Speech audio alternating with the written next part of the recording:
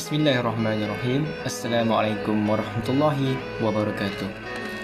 Pada hari ini, saya Muhammad Zulhilmi bin Zulkifli akan membentangkan tugasan 3 PDUP 3033 Murid dan Pembelajaran, iaitu perancangan aktiviti, pengajaran dan pembelajaran mengikut 9 langkah pengajaran GATNI dan kaedah pengajaran masa kini.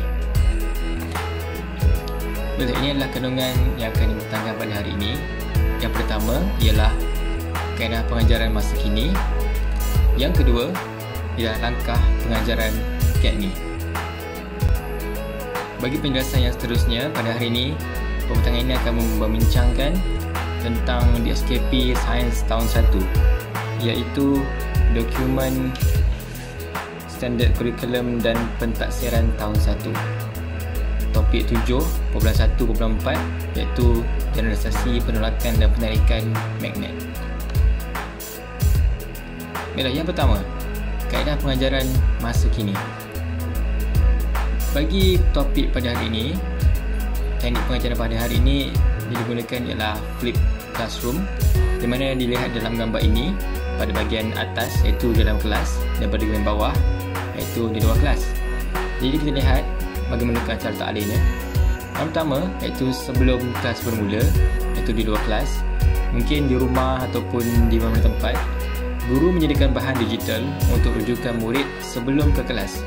Ini bolehlah merangkumi video, audio, muzik dan sebagainya. Yang kedua pula iaitu semasa di dalam kelas, iaitu murid melakukan aktiviti serta berbincang persoalan bersama guru dan sesama sendiri. Jadi semasa ini, selepas murid mendapat input di rumah iaitu melalui video yang telah kita sebutkan sebentar tadi, mereka akan melakukan aktiviti di sekolah iaitu di dalam kelas bersama guru, dan jika mempunyai persoalan akan dibincangkan bersama guru dan rakan-rakan. Dan yang ketiga iaitu selepas sesi pengajaran dalam kelas, juga di luar kelas, murid mengimbas kembali pemahaman dan aplikasi pengetahuan dalam pembelajaran seterusnya. Jadi mungkin murid ini akan belajar seterusnya topik yang akan datang, iaitu topik yang sekarang iaitu daya penolakan dan penarikan magnet, dan topik yang akan datang iaitu bentuk-bentuk magnet yang berlainan. Jadi dengan pemahamannya mereka mempunyai semasa dalam kelas, mereka dapat mengaplikasikan pengetahuan tersebut dalam pembelajaran seterusnya. Baiklah, inilah cara pengajaran iaitu teknik pengajaran yang kita gunakan dalam DSKP kali ini. Pada seterusnya, kita akan lihat 9 langkah pengajaran GATNI yang dapat kita aplikasikan dalam DSKP pada hari ini. 9 langkah pengajaran GATNI. Memula dengan menarik perhatian, makluman objektif, merangsang ingatan. Seterusnya, membukakan kandungan, membimbing pelajaran, melaksanakan pelakuan. Seterusnya, memberi maklum balas, menilai prestasi dan merangsang pemindahan pembelajaran. Jadi ini semua adalah 9 langkah pengajaran GATNI yang akan diterangkan mengikut DSKP yang telah kita nyatakan sebentar tadi, iaitu generalisasi penolakan dan penarikan daya magnet. Yang pertama, langkah pertama pengajaran GATNI iaitu menarik perhatian. Jadi dalam DSKP ini, video akan diberikan kepada murid-murid, di mana video tersebut akan dibekalkan di dalam blog iaitu di rumah. Jadi murid boleh search dan melihat video tersebut di dalam komputer ataupun di dalam Android atau maupun iOS. Jadi video tunjukkan ialah video besi yang diasingkan daripada longgokan sampah. Contohnya apabila berada di tempat longgokan sampah di mana murid-murid dapat melihat satu mesin ataupun jentera yang akan menarik besi daripada longgokan sampah tersebut. Jadi ini merupakan satu contoh penarikan dan penolakan dalam kehidupan seharian. Jadi di akhir video tersebut akan ditimbulkan persoalan, adakah kamu tahu bagaimana ia berlaku? Jadi di sini akan menunjukkan satu unsur menarik perhatian, di mana untuk mengemukakan rangsangan untuk menarik perhatian mereka. Dan apabila mereka melihat besi itu ditarik daripada sampah-sampah, jadi itu akan menimbulkan naluri ingin tahu. Jadi inilah satu fakta yang menarik untuk mereka, dan supaya mereka tanya dan nak belajar tentang topik tersebut. Baiklah, yang kedua iaitu langkah pengajaran teknik yang kedua, makluman objektif. Jadi makluman objektif ini bertujuan untuk memotivasikan murid untuk menyempurnakan pembelajaran. Antara objektif pembelajaran pada hari tersebut ialah mengenal ciri-ciri magnet, mengenal kutub magnet dan memahami konsep penarikan dan penolakan magnet. Jadi maklumkan objektif pelajaran adalah supaya murid sedar tentang matlamat penelitian tersebut, supaya mereka dapat melalui pelajaran tersebut dengan sempurna.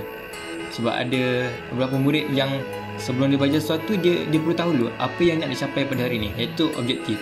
Jadi dengan ini mereka dapat mengetahui apakah yang sepatutnya mereka capai dalam pembelajaran tersebut.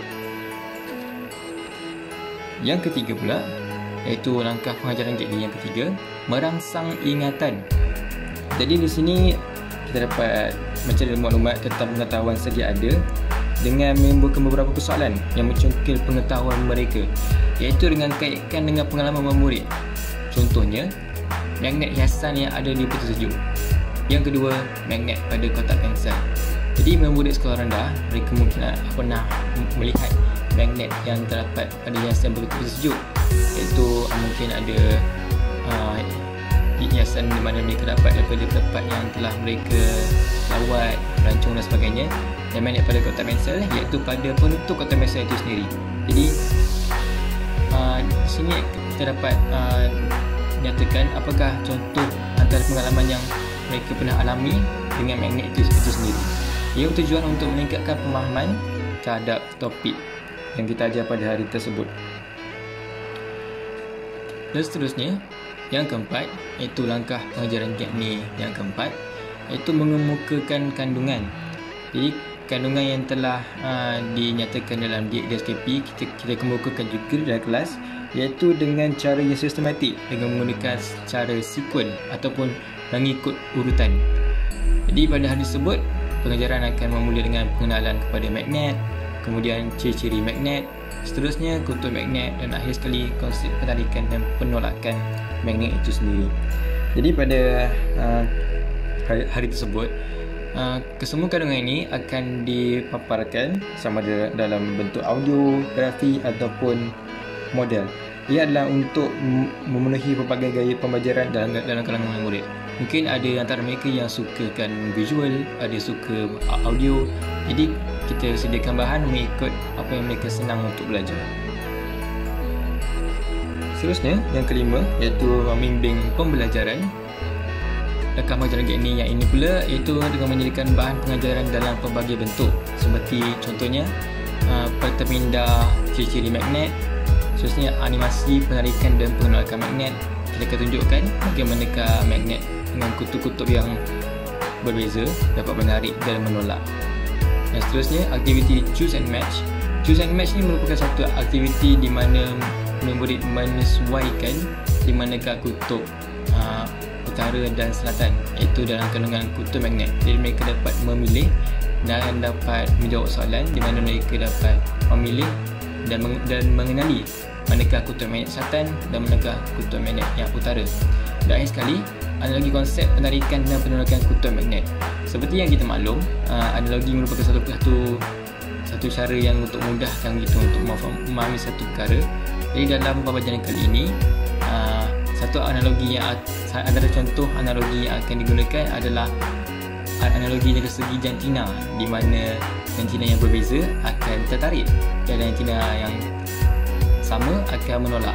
Jadi kita dapat samakan dengan kutub di magnet, iaitu utara akan menarik kepada selatan, dan sama juga kita analogikan kepada jantina, lelaki akan tertarik kepada perempuan. Dan jika jantina atau kutubnya sama, contohnya kutub selatan dengan kutub selatan, jadi dia akan mewujudkan daya penolakan. Sama juga dengan jantina, lelaki yang lelaki, dia tidak tertarik, jadi dia akan menolak antara satu sama lain. Seterusnya, yang keenam iaitu langkah pengajaran teknik menggalakkan perlakuan. Di sini kita akan menggunakan aktiviti iaitu menemukan magnet sebenar. Jadi aktiviti ini bertujuan untuk mengesahkan pengetahuan murid dalam pembelajaran, di mana murid-murid sebentar tadi telah lihat animasi penarikan dan penolakan magnet, tapi mereka nak memastikan adakah perkara ini betul dalam dunia sebenar. Jadi dengan cara ini, mereka dapat mengesahkan pengetahuan yang telah mereka belajar dalam pembelajaran tadi. Dan seterusnya, melatih aplikasi kemahiran baru dengan situasi yang berbeza. Jadi mengambil aplikasi kemahiran baru dalam situasi yang berbeza, itu mereka dengan menggunakan magnet yang boleh dikatakan biasa ataupun common, iaitu magnet bar. Magnet bar hanya bentuknya hanyalah lurus, dan dalam pembelajaran ini kita akan lakukan aktiviti dengan magnet yang bentuk yang berbeza. Jadi dengan ini murid dapat aplikasikan kemahiran baru, iaitu kemahiran mereka untuk mengetahui di manakah kutub selatan dan kutub utara dalam magnet yang berbeza. Seterusnya, langkah pengajaran ini yang ketujuh, iaitu memberikan maklum balas ataupun kita panggil feedback, perlu diberi dalam kadar serta-merta. Ia adalah bertujuan untuk memberi kepastian kepada murid, dan seterusnya jika murid itu kita dapati tidak memenuhi objektif ataupun tidak faham, kita boleh membetulkannya dan memberikan tindakan pemulihan. Tak hanya sekali memberikan menambah baik kelemahan tersebut.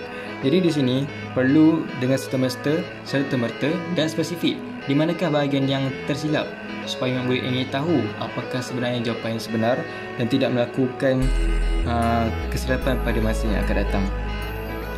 Jadi memberikan maklum balas bolehlah digunakan dalam bentuk soalan ataupun jawapan.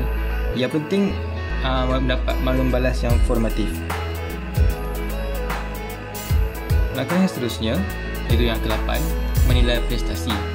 Pada akhir kelas, penilaian dilakukan bertujuan untuk menilai penguasaan dan mengetahui keberkesanan proses pembelajaran dan pengajaran tersebut. Jadi perkara ini boleh dilakukan dalam bentuk kuis, teka-teki ataupun menggunakan aplikasi seperti Kahoot. Jadi ini merupakan satu cara untuk kita menilai penguasaan murid dalam pengajaran yang telah dilakukan.